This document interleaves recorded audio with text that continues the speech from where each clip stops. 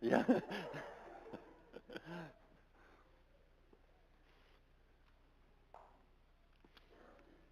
Anthony, I thought you were going to go there for a minute. You can if you'd like. It didn't look like they really needed a lot of help, though, this morning. So last week we looked at strictly enforced, and that came from a sign that I saw. And I thought we would kind of continue on that path, so to speak. Maybe we should say that highway, so to speak. And this morning, look at something a little bit different. If you will, turn with me to Exodus 15. Exodus 15.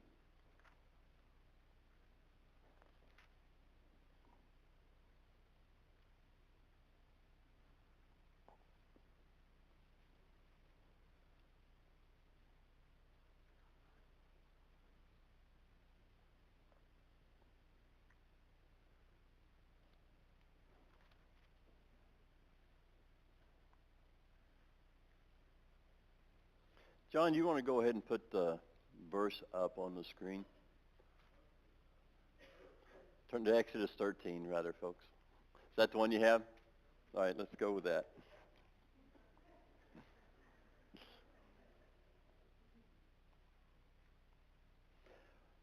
In these verses that we see, and we may get just a little more history of it in this, it says this: when Pharaoh let the people go, God did not lead them on the road through the Philistine country, though that was shorter. For God said, if they face war, they might change their minds and return to Egypt.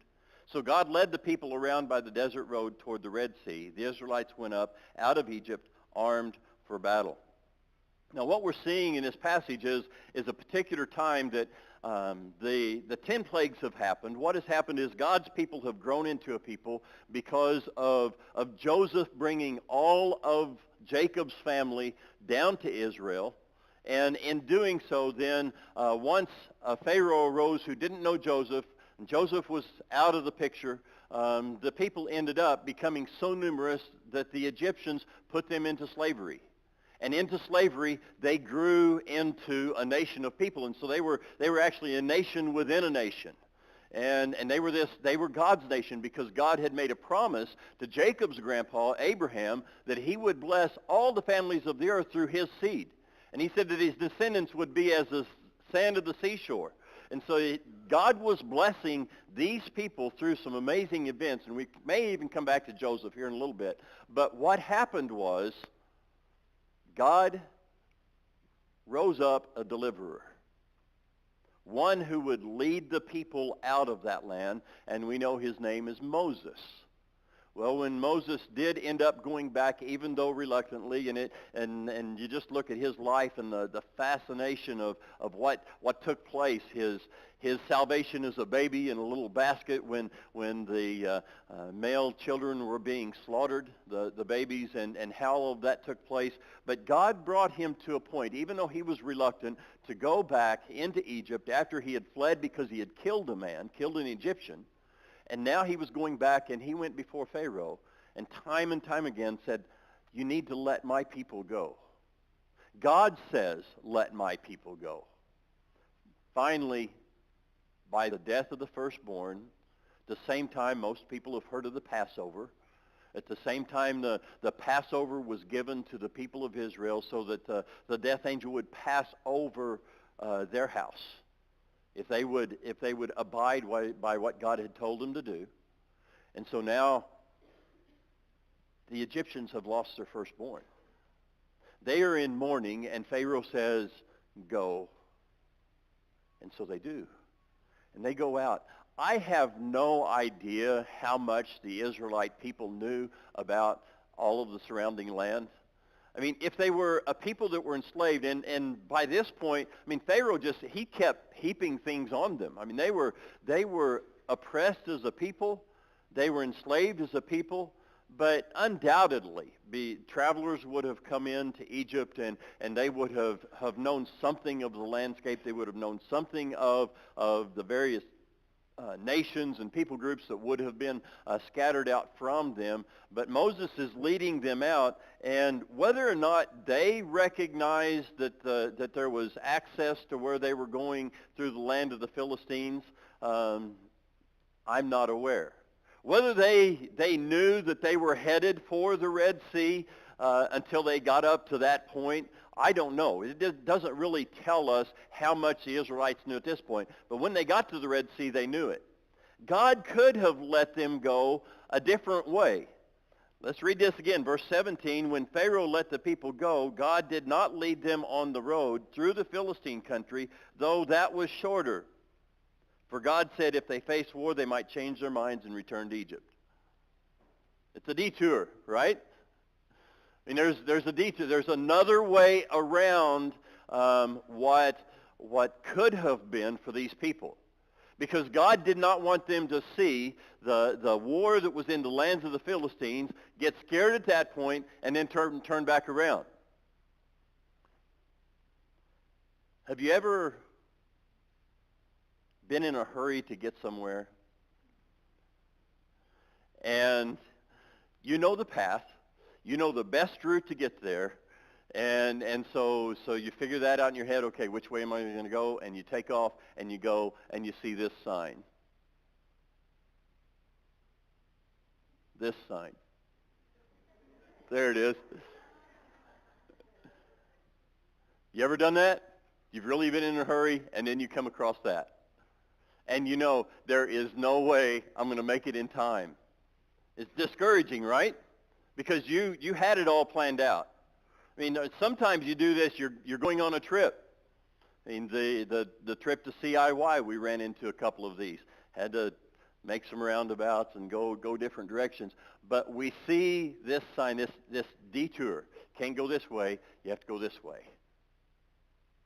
God was giving a detour to the Israelite people, and while we experience this, I mean, if you drive very much at all, you're going to experience this because they've got to do road work. They've got various things that sometimes go wrong. They have to detour around. Sometimes we had one. It was an accident, and there was a detour because it was so bad that they had time to set that up, and you had to go around it. Not where we planned to go, but we had to go somewhere else. We know it happens in everyday life in a physical way. Here we're looking at it even with a whole nation of people. And God was doing it for a reason. He was saying, I'm not going to send them that way because if they go that way, they're going to get scared and they're going to give up. They're just going to want to go back. It didn't mean that the people weren't going to want to go back if they went the other way. We know that they did. They ran into things the other way, but when that happened, we saw God parting the Red Sea, allowing them to go through the Red Sea. And this, as you read on in this chapter, you see some of that. Listen to this, just read on a little bit further, if you will.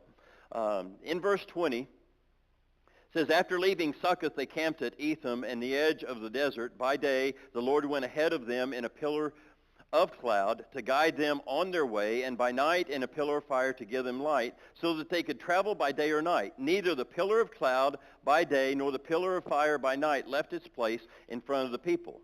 Then the Lord said to Moses, tell the Israelites to turn back and encamp near Pi-Hahiroth, between Migdol and the sea.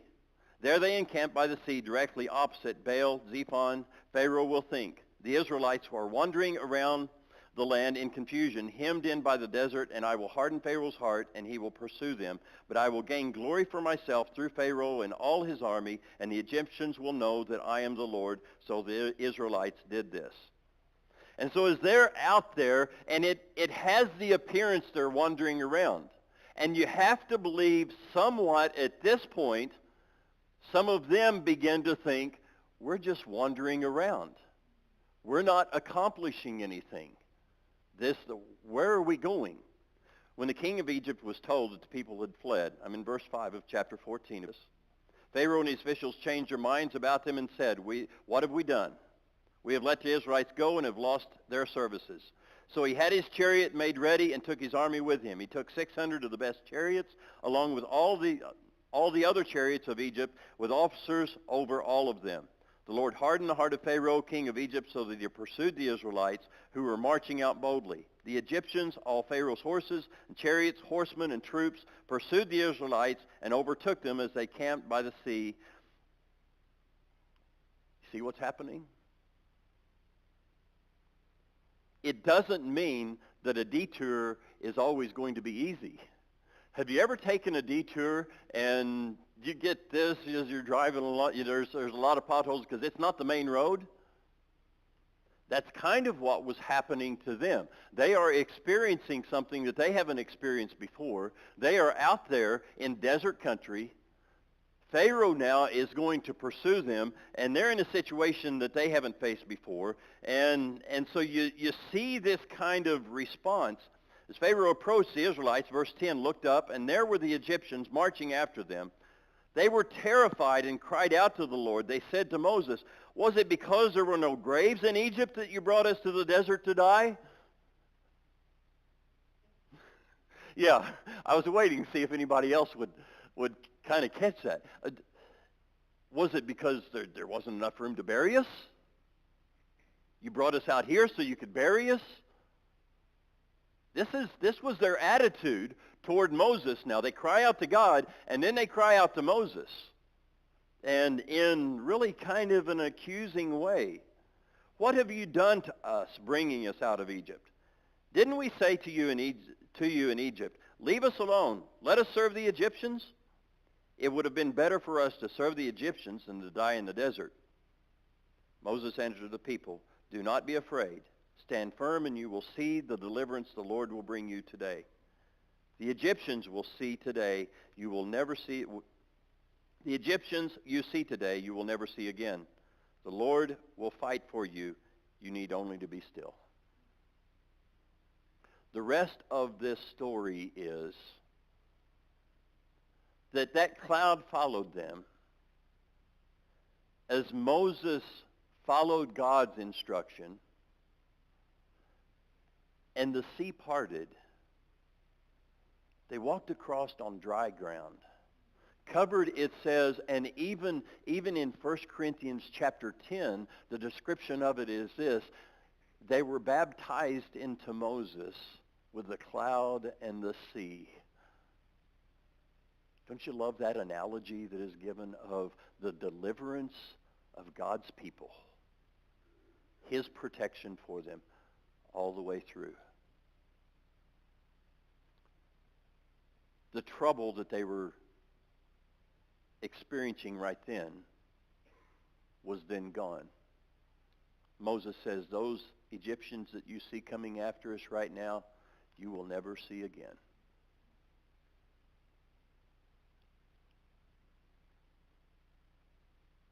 A detour, not necessarily an easy way, but something that God needed to teach these people and something that God needs to teach us today. We still know that story. We still read that story. We still see the reaction of these people. It's written down for our learning. Timothy was told that the scriptures would make him wise unto salvation. The only scriptures he had were these Old Testament scriptures. These stories about what God had done with his people throughout time to preserve a nation that would bring the birth of his son. So we still read these today. They may have very well taken a detour for us so that we know God's deliverance. And so they had this protection. It's interesting. I mean, had they gone the way of the land of the Philistines, and there would have been no sea, there would have been no circumstance like we're reading right now, that they would have just wanted to turn around and go back. I mean, you can see how God worked all this out, not necessarily the way that they would have wanted it. They probably had some plans by this point. It's interesting, some of the things they say to Moses. You know, they didn't seem to have any problem when Pharaoh said, go, get out of here. And Moses said, you go and plunder. You go ahead and get their gold, get all of their things, their livestock, you know, that you've been taking care of. You bring all of that with us. And so they go get all the gold and they get the livestock. You don't see them complaining at that point. They're having fun. But here they go, and they head out there, and as soon as they get into trouble, they cry out to God, and they cry out to Moses, the leader of the people at this point. What have you done to us? This is not what we had planned. And really there's several places in Proverbs. John, go ahead and put that next verse up. Proverbs chapter 3 and verse 5 says, trust in the Lord with all your heart and lean not on your own understanding. There are times that we think we understand. There are times that we think we have a plan. There are times that we believe that we know best. Here, the admonition is to trust in the Lord. If you apply that to these people, I mean, that fits with Moses' answer. Just wait and see. See what God is going to do. He is going to deliver us. He is going to deliver you. In chapter 19 of Proverbs, if you want to turn over there with me,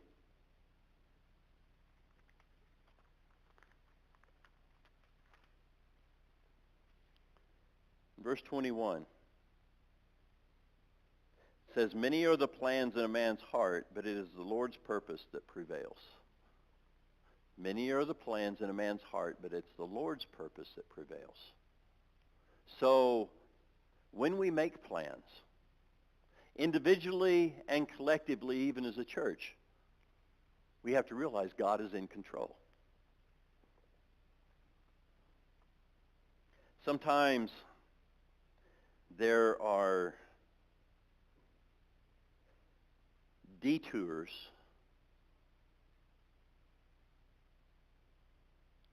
in life when we think, I'm on the right path. I believe in God. I want to give my life to serving him. I believe that he even speaks to me through his word. And then everything just goes haywire. There's a young man that happened to. He was seemingly the best of all his father's sons, if we can label that way. And he would even share with them things that he believed God was sharing with him. His life was extremely promising. And then one day his brothers snatched him up and threw him in a pit, planning to kill him, at least some of them. They ended up selling him. I mean, that's kind of foreign to us, isn't it? But they sold him. He ended up going down into Egypt. That's the beginning of all of this story that we've been looking at, and God raising up a nation of people. And it's interesting what Joseph, that young man, said to his brothers when he did bring them all down. He said, don't be afraid. You meant it for evil, but God meant it for good. So when there are things in life that are an absolute detour to what you have planned, to where you think you need to go, to what you think you need to do, recognize that there are times that there are going to be detours that we will need to take, maybe for ourselves personally, maybe for the kingdom of God itself, maybe for the person sitting next to you or the person that you're going to meet a year from now. But that God does place detours in our lives amidst our plans.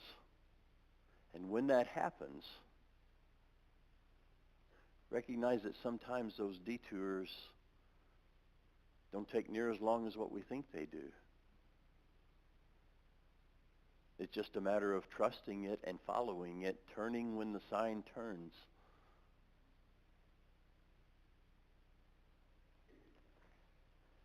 One more passage, James chapter 4.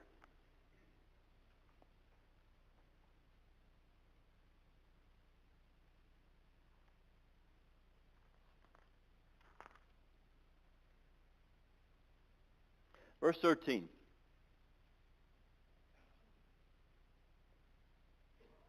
Why don't you guys go ahead and come up if you want to. James chapter 4, verse 13, start with. Now listen, you who say, today or tomorrow we will go to this city or that city, spend a year there, carry on business, and make money. Is that okay? Right? He doesn't say there's anything wrong with that. Not in and of itself. Listen, let's start this again. Now listen, you who say, today or tomorrow we'll go to this or that city, spend a year there, carry on business, and make money. Why, you do not even know what will happen tomorrow. What is your life? You are a mist that appears for a little while and then vanishes. Instead, you ought to say, if it is the Lord's will, we will live and do this or that. As it is, you boast and brag. All such boasting is evil. Anyone then who knows the good he ought to do and doesn't do it sins. When we make plans, we need to make them with that thought in mind, even if you will, as he's saying here, even with that statement in mind, if the Lord wills. I mean, I know I've said this before, and some of you remember this, and some of you have never heard it before, but for a country guy, it was always Lord willing and the creek don't rise, right? That Lord willing part is more important than the creek rising, but maybe God causes the creek to rise sometimes. You can't get across it. You've got to go another way. Or maybe you just need to stay right where you're at for a little while. Detours. They don't have to be a bad thing. It's our approach to it. So as we plan in life, and he's not telling us not to plan, he still says, say, if the Lord wills, we will do this or that. There's still planning involved in that. But that the plans include him, and that we recognize that he can alter plans. He can change our lives. And ultimately, he will always change them for the good. Because that's his plan for us. If you need to respond to this in any way, we're offering you an invitation. Come as we stand and sing together.